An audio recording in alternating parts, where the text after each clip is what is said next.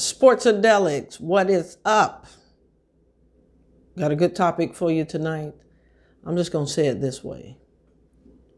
First round draft pick, number 12, 4 years, $16 million plus contract in its second year, 150 miles per hour. Somebody's dead.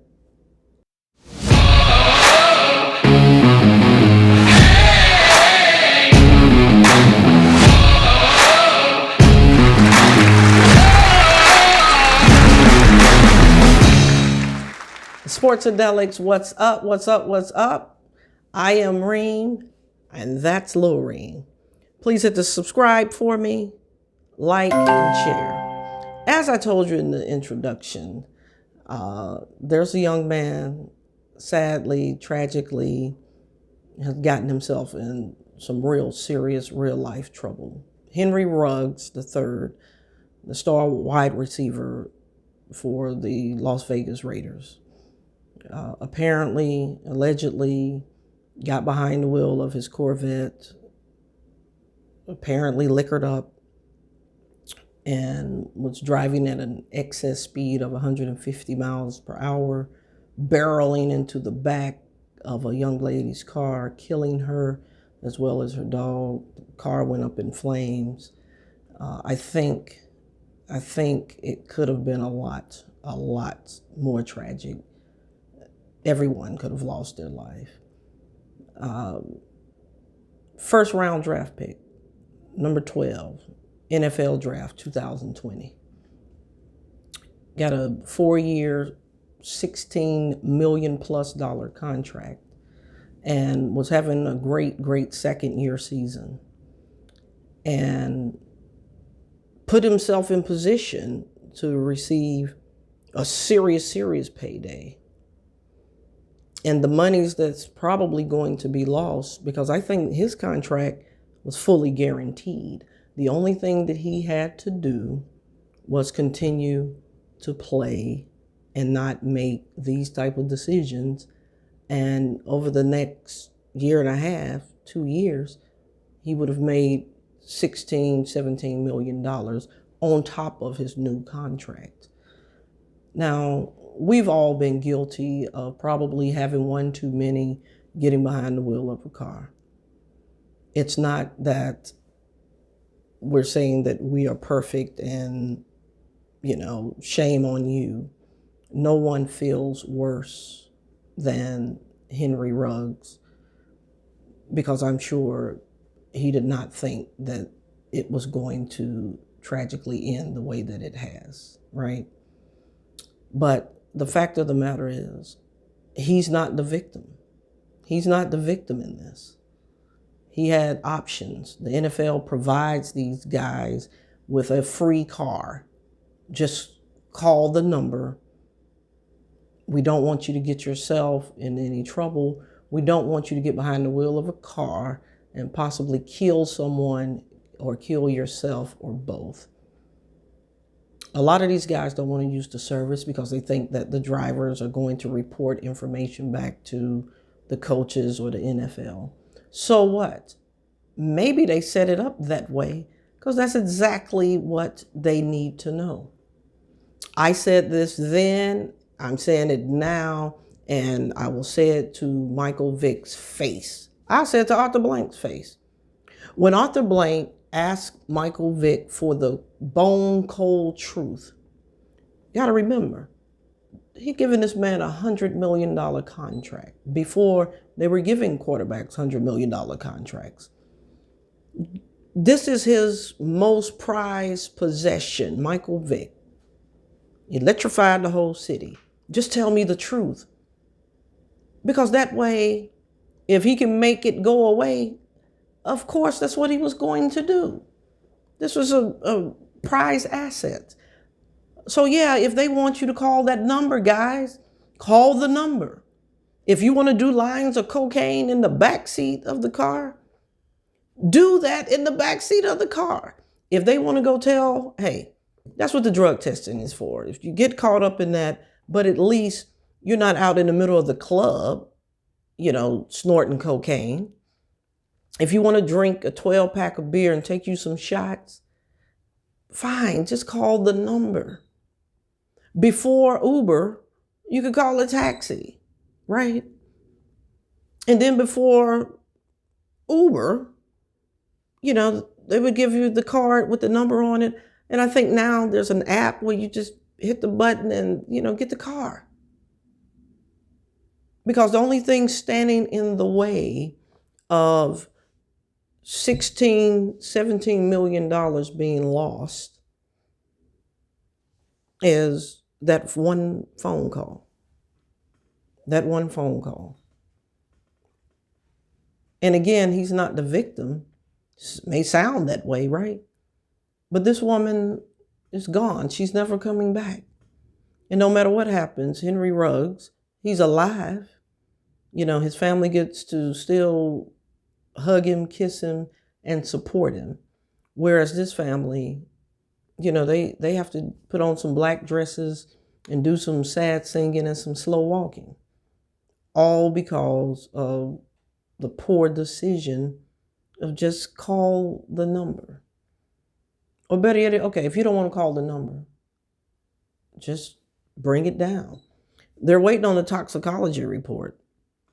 So let's hope that it's not any worse than DUI. And when I think about it, I'm like, man, now this is just facts. Alabama under Saban has put over 60 guys in the NFL. Most of them have been bust. And some of the more high-profile guys, with the exception of, Amari Cooper, just get into some of the craziest things. And the reason why people talk about it, the reason why people chime in about it is because it's not every day that you get up to go to work and make millions of dollars doing something that you love and you just squander it. That just really sticks it to people that got to get up and work a 9 to 5 or sometimes a 6 to 6 and still look around and they can't even take a respectable vacation. Because when I think about it, we got Henry Ruggs over here, Reuben Foster over there, and let's not forget Rolando McClain and that whole thing. I'm not suggesting that there's an underneath budding problem or a problem that's being ignored at the University of Alabama. Although back in July, they did release 4 guys.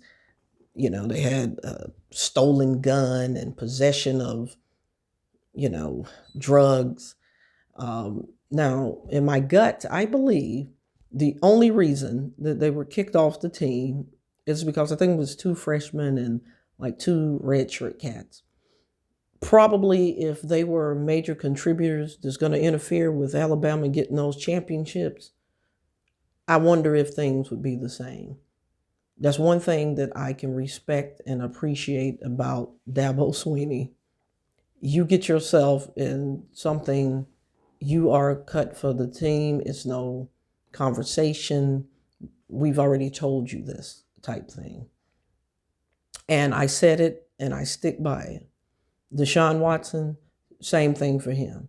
If you need 35, 40, 50 different chicks giving you massages, then maybe there's a new category of some type of fetish out there, excessive massage needs or something. You put yourself in a bad situation, here's what you're going to have to deal with. That's the bottom line. I read a statistic. On the average, an NFL player is arrested every 7 days, ranging from a DUI, drug possession, domestic violence, assault, disorderly conduct. Every 7 days, right?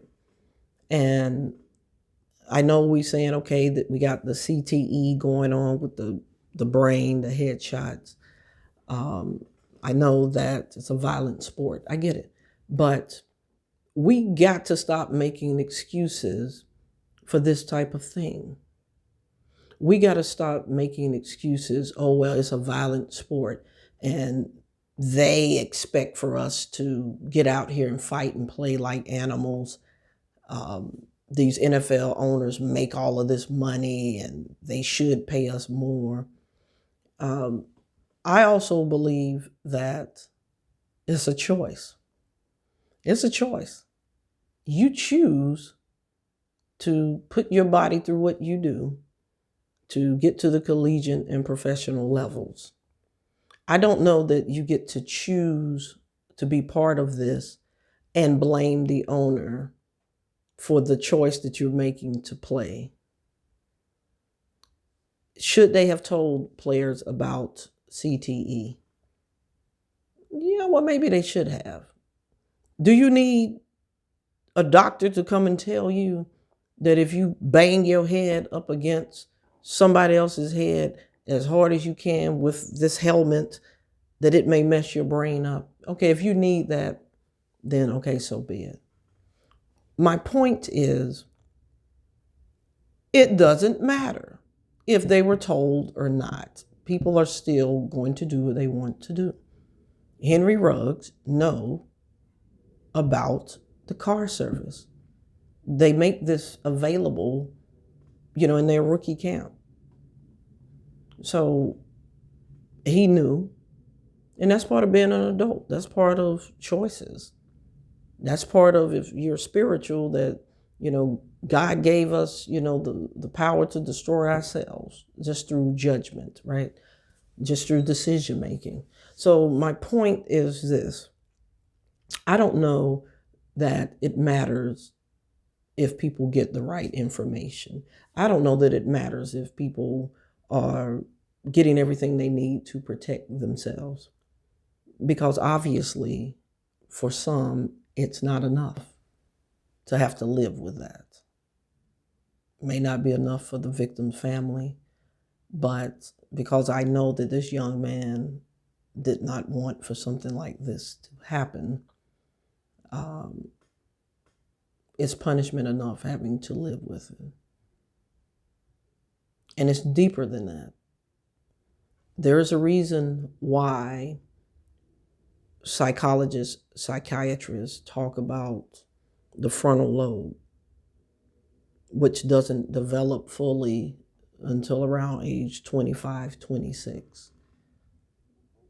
So he's right there because that's what it does. The decision making, what separates children from adults is the adult has the ability to play out scenarios before they actually make the decision, the what if, right? But you give kids millions of dollars, of course they think that they're invincible. But again, he's not the victim here. He's not the victim here. We had Dante Stallworth. He killed a pedestrian. Good friend of mine, Leonard Little, with the Rams, killed someone. And Leonard Little was fortunate. He got a second chance and made the most of it. Dante Stallworth kind of got pinged around after that out of the league. He's not in any headlines, so the assumption is that he's being what is called a law-abiding, productive citizen. But it's a sad story on top of the trash with Gruden. But here at Sports-A-Delic, we're not going to always talk about the great and wonderful aspects of sports, right? It's all part of it. Again, for me personally, I sincerely give condolences to the victim and their family. For my cigar lovers, heavy topic, so you definitely need to bring it down a little bit. Cuavari, small batch, cigar. And oh my God, the blender of this cigar, Andreas, I'm hoping I'm pronouncing his name correctly. Andreas? Andreas. Warm spirit, very nice guy. And if you're watching, he's also very cute. I had a chance to meet him and talk with him. But this is the Selección Privada. Excellent little doohickey here. And speaking of which, we have a treat here for you guys. We're going to be doing a Saturday night cigar session. It's where you get to learn about the different cigars, just up your cigar knowledge, up your cigar game, and give you an idea about some good price points. So look out for that. Also, look out for that subscribe, like, and share. And as always, thank you to my current subscribers. Welcome, and thank you to my new subscribers.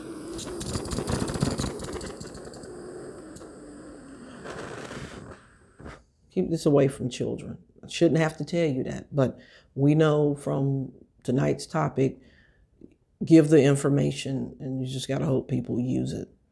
And as always, be good to yourself.